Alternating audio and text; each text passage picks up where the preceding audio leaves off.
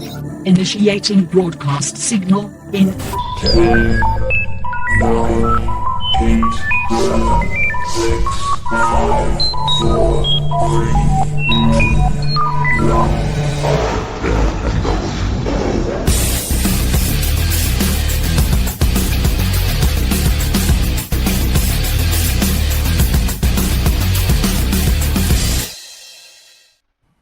Ladies, gentlemen, and knights of the Nerd World Order, this is the Nerd World Order broadcast. I am the man that you call Dukes, and to my right, it's all about the... Booyah, what's up? It's your boy Joe, baby. And coming to my other right, coming straight out of Krakoa, weighing in at 187 adamantium-filled pounds, Alfonso X-Man Flores. I am as far beyond mutants as mutants are beyond you. And far beyond Alfonso is Finchman X. Welcome, Finch, to the show. Thanks for having me, fellas. Great to see you. Great to see you. Absolutely. It's great to have you on. So, ladies, gentlemen, and knights, if you've noticed, we have two X-Men experts. I will be making a lot of X puns for the next 30 minutes. We have two X-Men experts, which means we are going to be talking about Season 2 of X-Men 97. Warning, there will be spoilers. Request, like, subscribe, share it with your friends, all that fun stuff.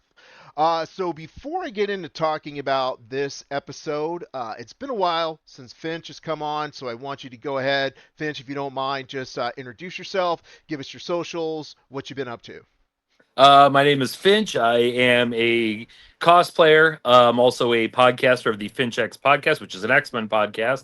I'm also the writer of a comic book called Debo, which is going to be launching a Kickstarter hopefully next month, try and get the first issue published and out there. Awesome. So obviously we're all going to get behind Debo. Once you launch, we're going to love to have you back on to further discuss that. So that's super cool. Also, Yeah. Finch does some awesome cosplay. His Red Guardian at this point is legendary. So if you have an opportunity to check out his Red Guardian, it's insane. It's so good. So jumping into X-Men 97, that's what we're going to talk about. There will be spoilers.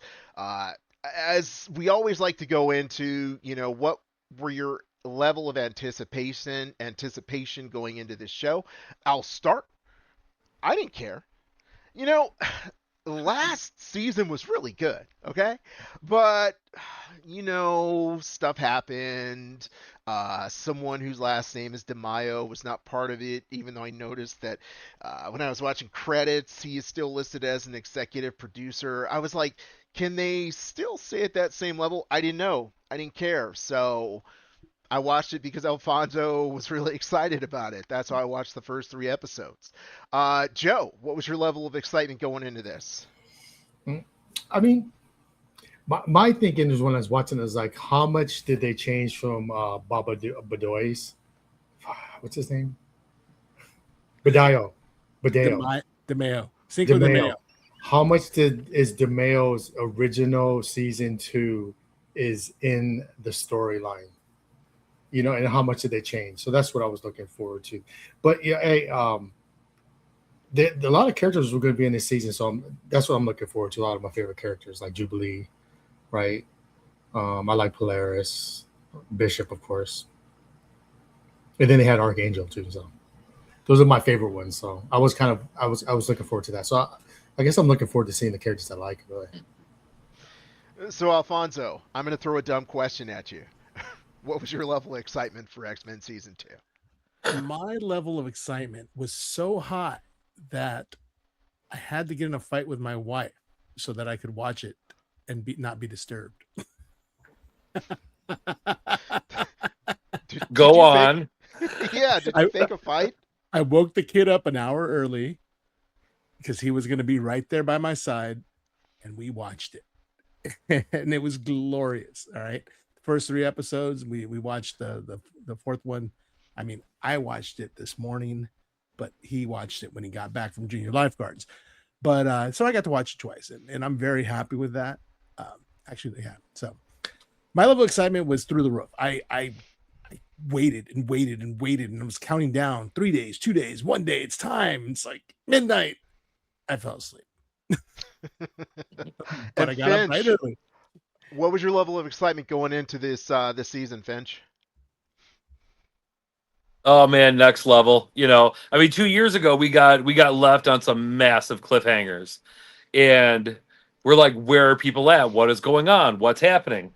Yeah, I know there's like the whole like business about DeMeo leaving, like whatever, goodbye. The cool thing is though, is that the new writer wrote the last 3 episodes of season 1. So it wasn't like a new writer was coming in and like, okay, I got to figure out where everything is.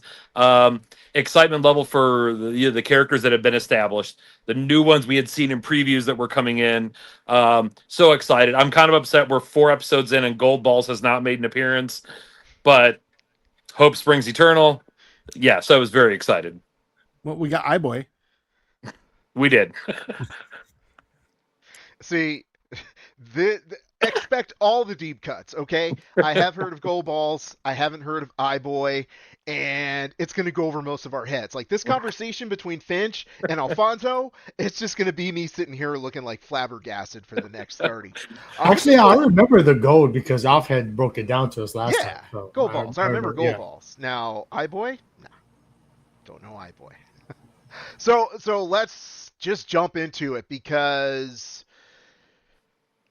man, I have to say, if I have to look at episodes 1, 2, 3, and 4, to me, it feels like they were a perfect 4-episode arc.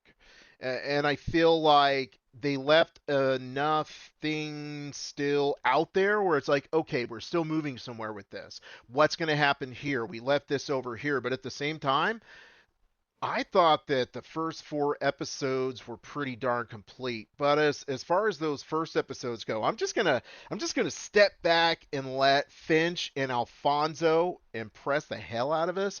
What'd you guys think about those first couple of episodes? Hit it, X-Man. Okay. They were awesome. They were amazing. They were great.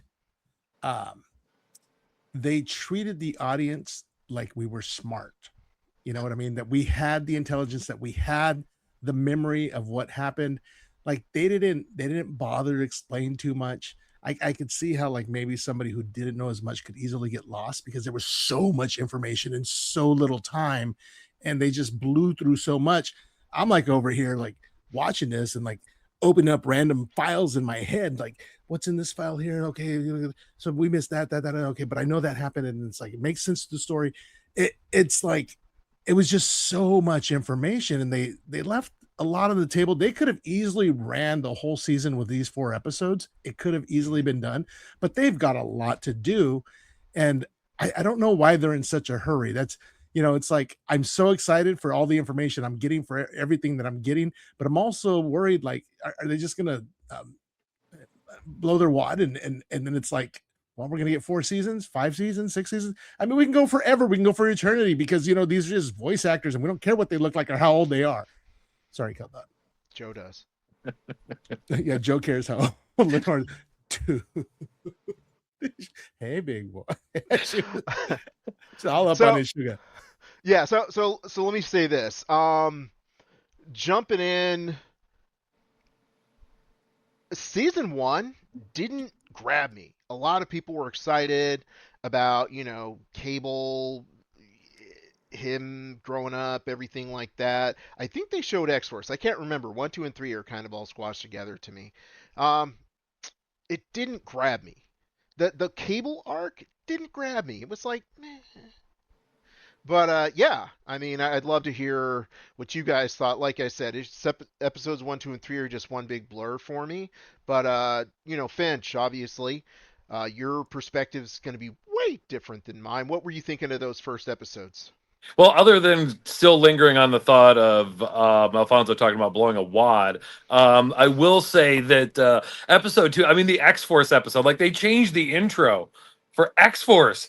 Like, bro, my nerd brain exploded on this thing.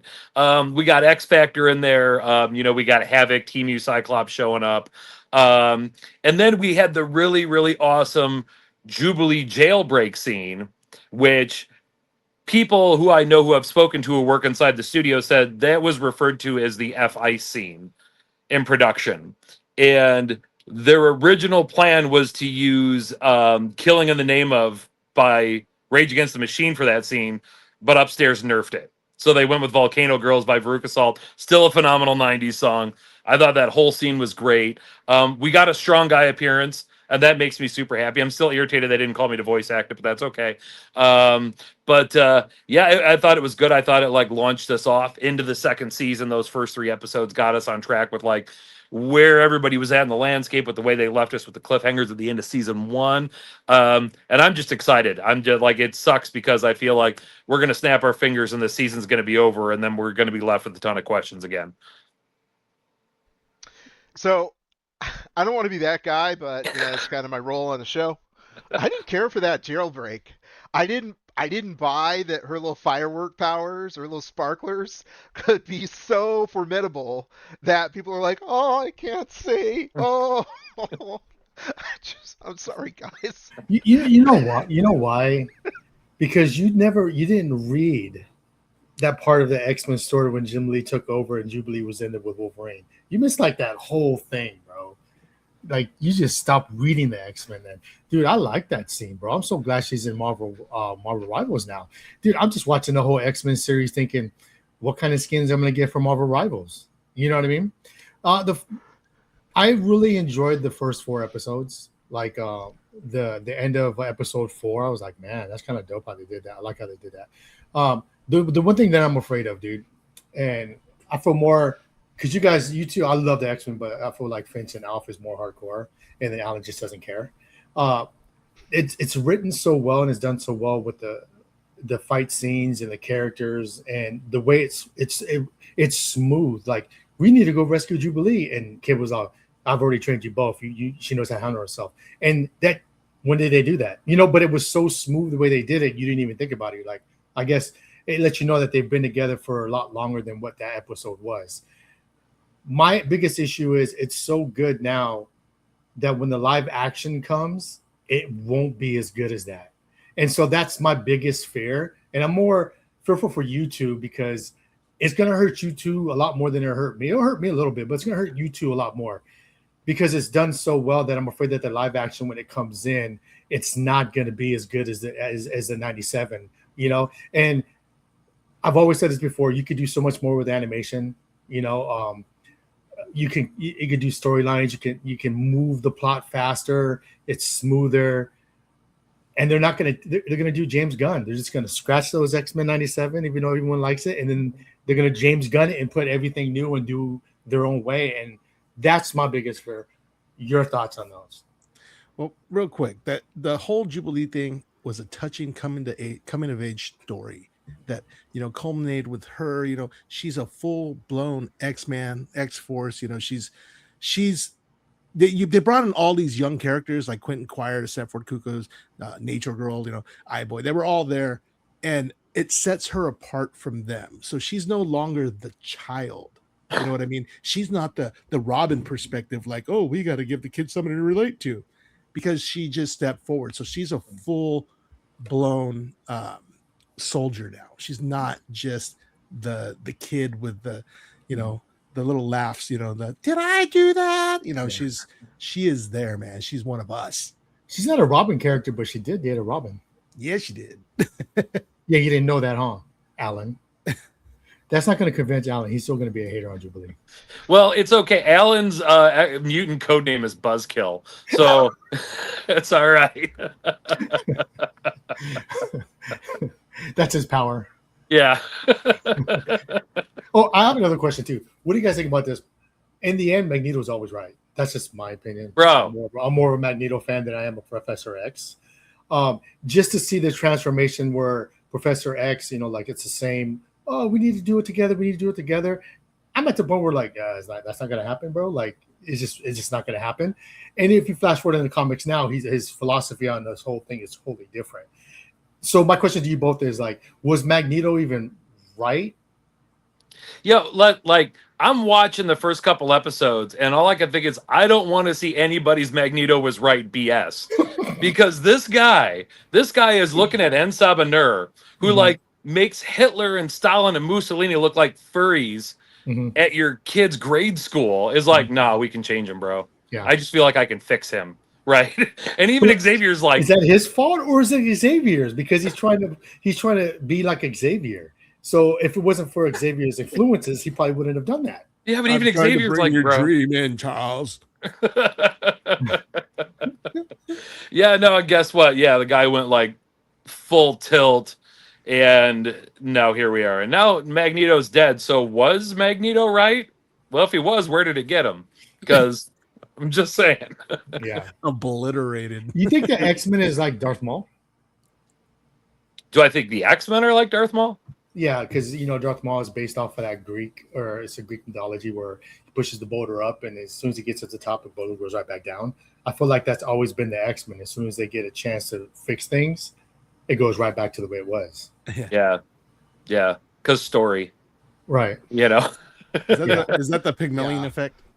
I brought that up I before. feel like You that's guys, that's unfortunately one of the hazards of time travel. You're Mhm. trying to change something, and if we want to relate it to Spider-Man, there's some things that are just fixed events. You can't change them. So Cable got his powers and suddenly knew how to do everything. But that being said, I mean, I felt like Cable. I'm sorry. I mean Magneto. I felt like he wasn't influenced by. Well, he was influenced by Charles, but I thought it was pretty cool because I felt like it gave Professor X a new motivation. It kind of put a different spin on things as far as like him trying to do better, and it kind of leaves this thought, like to Joe's point, like is it just better to be a jerk face and Mhm. you get better results? So I don't know, but I thought that was so cool. Like these 4 episodes, there's a progression. And when it's like I was watching it and I was thinking, they're not going to do that. I thought he was going to crush his head. Okay. But then he obliterated him. But yeah, I was like, dude, this is so perfect because it was this total progression, showing where he goes, showing I'll say Apocalypse because I do not have the expertise that Finch has. I can't say in Sabanor like he did. So yeah. it's that, Apocalypse. that's like a mental trapeze right there, or excuse me, verbal trapeze, dude. My only thing about those episodes is Cable just suddenly was OP in 30 seconds. That's all he got. That's my complaint. And the thing is, like, Apocalypse is like, oh no, they're at the gates. Well, peace out. I'll see him in the future. It's like, really, Yeah. you're just gonna bounce and leave him all that equipment so that he can become the guy he's gonna become to take you down? Whatever, dude. Mhm. That was a little rushed. And then like towards the end, after Apocalypse like just crushed Magneto and just decimated him, Charles is like, your mother was right. She should have left you in the desert. You should have burned. I'm like, dang, Charles.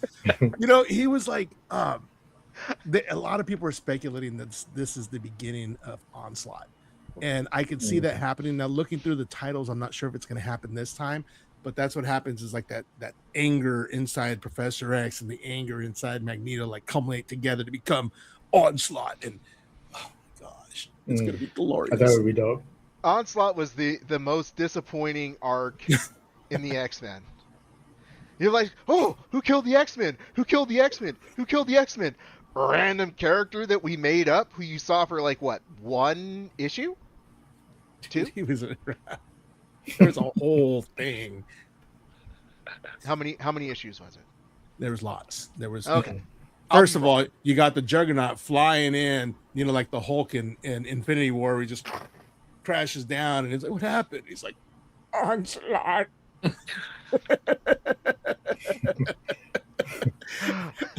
Hey, can we make an argument that Rachel Summers, Cables, and Bishops is the reason why the mutants timelines is all jacked up? Right? They should just let enough alone. It's right? like all 3 are trying to fix the timeline because of what happened, and and then you find out they're the cause of everything. Then you got Scott over like, who are you? And she's like, no one of consequence. Yeah. We're like, it's Rachel. It's your daughter. She's a hellhound. Yeah, I like Rachel Summers though. She's pretty cool. Oh, that's high praise. If you guys know Dukes, that's some high Yeah, praise. that is some high praise. Wow. Yeah, dude, He's the whole right. Nimrod saga, like, dude, I really like her character, but I digress. Dude, they had Emma Frost too. I love Emma Frost. Oh, dude. Emma Oh, that was Frost. epic. She I was was like, such a. yes. She was Was awesome. she in X Force? I can't. No, she was a Yeah. broker. Yeah. Yeah, she. Okay, I'll let you guys have that. She's Sitting there dope. in her diamond form, filing her nails. Like, I Hey, just hey, put do you people think it was funny when Jubilee was like, "What's up, bootleg Cyclops?" bootleg. When she said it to Havoc, that was funny. Yeah. So, what did you guys feel about them? Because obviously that X Force was not the X Force that. I'm sorry, X Factor, not X Force, but that X Factor was not the original X Factor, which obviously they could not do. How did you guys feel about them kind of mashing stuff up like that? Go ahead, Finch. Yeah, it was pretty. I mean, that was definitely one of the iterations of X Factor that existed. I thought it was funny because you get the callback in like episode 1, season 1, where Cyclops shows up to save Sunspot and says, definitely the good guy, and then you have Havoc who has to say that when X Factor shows up, definitely the good guys. And all I could see is that like meme. I'm like, you sure about that? Are you sure about that? But no, it was cool. Wolfsbane was absolutely useless, did absolutely nothing. No, she ran away. Yeah, which I would. Strong Guy got to have the line of like, why'd you bring a gun to a fist fight? Like, okay. But yeah, I thought, the way they handled it was cool. It's not my favorite X-Force roster, but for animated purposes. What's your favorite roster? Oh God, it had to have been the Mike Choi run when it was Wolverine, X-23, Warpath, Wolfsbane, and then eventually Archangel and Domino joined the team, and they were like the Black Ops, like Wetworks X-Men team. That book was so visceral, it was so good, good they had to end it because it would have taken over the X universe. Wow. I do miss one character that wasn't there, Random. He's still one of my favorites. Random was great. Yeah, Was he an X Factor? Yeah. Oh, okay. I So do have that look, book. do you remember he had like that bandana and he had like that little? He was. They never was like a 13-year-old boy. That's my problem. Yeah. Like they create so many dope characters. You know what it reminds me of? AEW wrestling. They have so many wrestlers that are good that they can't develop each of them to have like a dope story arc, and that's what the X-Men is.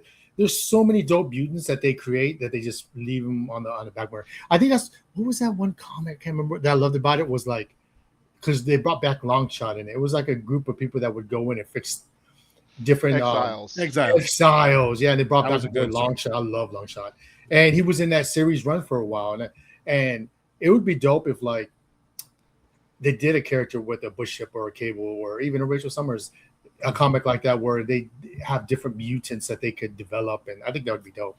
No. Whatever, I digress. This X-Force team, the only person from the original X-Force team was, there was Cable and Roberto, right? So I was like, oh, that's kind of cool. There's a little training montage where you see Domino's gear in the back, you see Shatterstar's gear in the back. That was a little good callback. And then you had Archangel and Psylocke from the Wetwork time. And Psylocke had the British accent. I'm like, that is perfect. That's what I want. You know what I mean? Yeah, I was shocked when I heard that. I was like, how's she gonna sound? I was glad she was in it too, because Psylocke is dope, dude. Oh, they did her so right. Yeah. Dude, what do you think about Cable and Bishop? You guys are time travelers. You have kind of mutant powers, but all you do is shoot guns. Thoughts? Cable has to use his extremely advanced telekinesis to keep the techno-organic virus at bay. Otherwise, it would consume his entire body. Unless at the particular time in the show when he just wants to lift up every single piece of debris in Egypt, he does that, and it has absolutely no effect on the techno-organic virus. I Egypt was digress. the place to be. Egypt.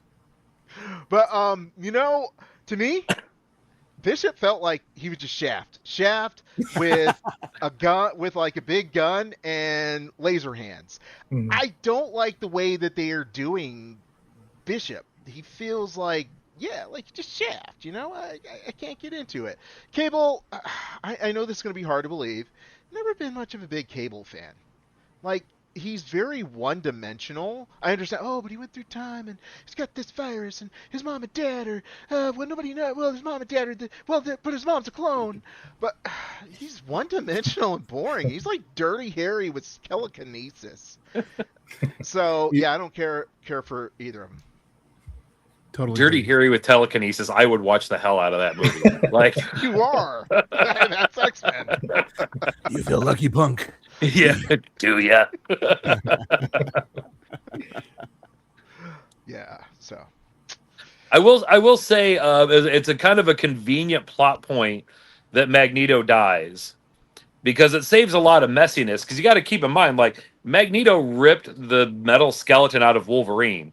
So when they all got back together in the 90s and Wolverine and Magneto are there, you have to spend an entire rest of the season of Wolverine just trying to kill Eric out of Yes. revenge. And now we get to skip all of that. Like, oh, he died. Ah, damn, it should have been me. Like Finch, He's like, well, you maybe just- I like Apocalypse. You just answered a question that I had at the post credits, right? I'm like, why does he have bone claws? Why I can't remember why he has bone claws. I was thinking maybe this was like a callback, like, oh, maybe this happened before. Okay, thank you. Now Yeah, I bet. understand why I have bone claws. Perfect, thank you. Yeah, dude.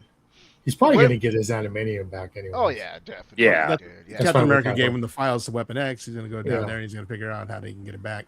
Then they Yeah. got to bring in Cyber and these beetles that eat up all of Cyber's skin and leaves the adamantium behind so that they can put it inside Wolverine. Sorry, Is that what they did? that's what they did. Yeah. It was Genesis. It was Strife's son Genesis that did that. And Strife is a clone of. Cable Cable. with no restriction, so he's super powerful. And Yeah. are they going to have a clone? Could that be a possibility? So we have time travel and cloning. Yeah. Man. Your That mother's sounds a like clone. it's like sci-fi. Wild. Yeah, dude. I mean, I'm gonna, silly me. But okay. Here's a question for Finch and Joe, or sorry, for Finch and Alfonso. Joe, if you want to jump in, you can too. Okay. The post-credit scene. What's gonna happen? You go first.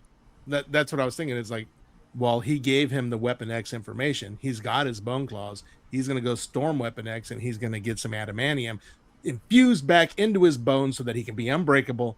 And I got to tell you, I'm a little disappointed we didn't get a feral Wolverine. He just had big hair and a mask. Yeah, we definitely like somebody who's a big fan of like Wolverine to begin with. We did like glance because in the comics, like he lost his adamantium. Process of losing his adamantium, it burned out his healing factor, and there was like blood in the water. He left the X-Men, but anybody who ever had a grudge against Wolverine went after him because he was weakened, and that was like one of Wolverine's best story arcs because he doesn't have the healing factor. He's got bone claws. He's fighting for his life. Deadpool, Cyber, like you name it, they all come for him. But yeah, we even saw in the season 2 trailer, there is a scene where Wolverine pops the metal claws and says, "We're back, baby." So we know it's coming. Mhm. We know at some point he's getting that adamantium back in that booty. Don't forget his nose fell off. Yeah, Voldemort did. yeah. So who's in his crew? Who's his crew that he talked about? I did look ahead, and it was going to be him and Morph, and they in a team. So I believe it's going to probably be like Maverick. It'll probably be Sabretooth. All the weapon plus, or what do they call him? What do they call him? The X. Oh my gosh, what was that? Well, team I thought called? it was Weapons Plus, but I don't know. Yeah, Weapon. Yeah. I think so. Yeah. Okay. That'll be interesting. Definitely. Mhm. So we're rounding the corner, right? And I want to leave enough time for Alfonso and Finch to talk for 20 minutes if they want to, right? So I'm going to give you my final thoughts. Then I'm going to turn it over to Joe. So there were things about the first 3 episodes that I just didn't like, right? And the 4th episode was like a perfect bow. It caused me to think like, wow, this arc makes a lot of sense, and things are very well planned out. And even though I don't like the Cable story that they're developing right now, I trust these writers because of what they did with the Apocalypse storyline and, Magneto and Professor X and how they wove that all together. So I would say this is definitely a show worth watching. Give it time. I feel like those first few episodes, at least for me, not being a mega fan, it was a slow build for me. But once they hit episode 4, I was like, dude, this is some good writing, dude. Like, this is top notch. So I strongly recommend this show. Joe. Yeah, I mean, check it out, dude. I liked it because of so many characters that I love in the X-Men are just popping up in those episodes. I like at the end of episode 4 with Kang, even though he ran like a little girl, deuces, I'm out. I thought that version of Kang was a lot better than the one that was in the Ant-Man too. I do want to say that the Kang, I'm sorry Kang didn't look like Jonathan Majors. Like, they re-whitewashed that crap. Yeah. Like, we went from, we had Kang, and then we had Jonathan Majors, and now he's white again. He's like Michael Jackson in a time machine. But it was some wild stuff. I love the episodes. I'm so excited for where it goes. I got a lot of faith in what they're doing, and I'm happy that season 3 and season 4 we're not going to have to wait like 2 years in between seasons anymore, because boy was that painful. It was so long, man. Hey, did you guys catch the Jurassic Park reference when Forge first got to the future and he's fighting those apocalypse type robots, and he falls behind the thing and he's got his gun there, and they're kind of like walking over him and looking left and right and clicking around, and then they come around. Dude, that was right out of Jurassic Park. That was super cool. Morph's line where he's Cable's got techno cooties. That was awesome. and then what the heck? All of a sudden, Storm can make a solar storm so that she could have more electricity or more solar power to power their train. So is this going to continue going forward? Is she going to be whipping out the solar storms left and right? Yeah, they just keep digging deeper to make her relevant, like over and over and over again. And okay, I'm here for it. Yeah, me too. I'm a Storm and Forge guy. Yeah. I guess because I'm old school. I'm not so much of a Black Panther. Team Forge. Yeah. Forge is dope though, dude. You just whatever. You made buffalo chili. Like, you can't do that in Wakanda. Come on. You can't. There are no buffaloes in Wakanda. Exactly. So, you know what, Finch? Just want to make sure we put the bow on this one.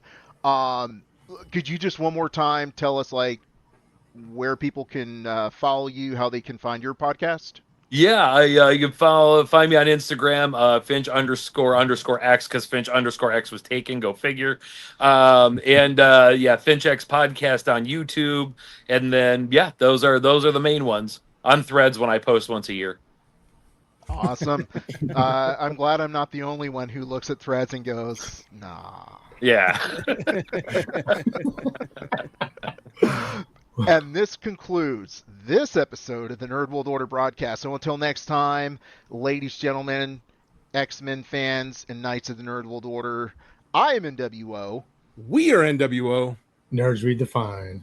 Booyah.